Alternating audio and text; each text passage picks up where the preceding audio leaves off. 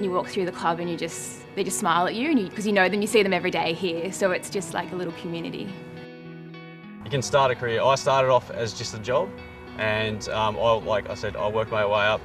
The club industry will back you no matter what. Everybody is always laughing with each other and smiling. You walk past the same person 5 times a day, you still say hello. It's a happy place to work, and that's what I enjoy the most. I think clubs provide not only facilities but an outlet for people to get together and communicate. And I think people like to feel part of a larger family than their own family. Clubs are different places to work. A lot of people don't realise that they're actually not for profit.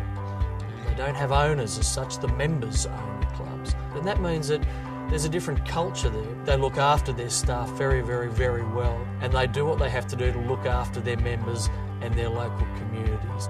Our vision, our reason for being is to lead a sustainable club industry that is contributing significantly to community. In terms of its social contribution, the club industry invests $1.2 billion into the community via grants and financial contribution to sporting groups, to charities, to Meals on Wheels, to aged care.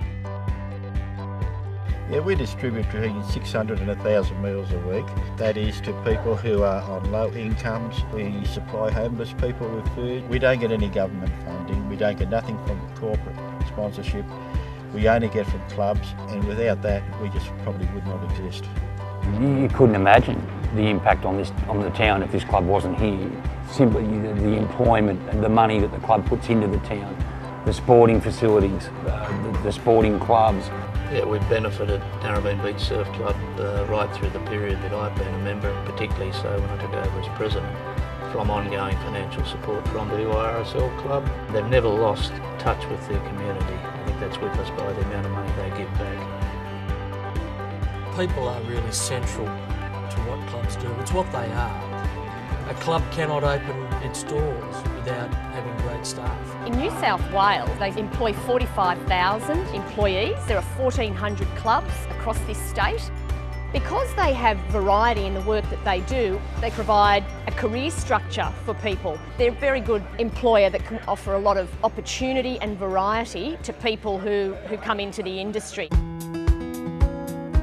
When I first started here, I was just kind of coming here after I finished school and had no real idea of what I wanted to do, but now I've kind of found that I love working in events, and I would have never have known that unless I came here in the first place. I look after basically construction on site and future development. It's kind of like project management of the construction industry. I started working about 5 years ago, just working in the bar, and then I kind of progressed up the ranks, and then I started managing the bar, and then I was managing the whole club, and then an opportunity came up to look after construction of new areas, and here I am.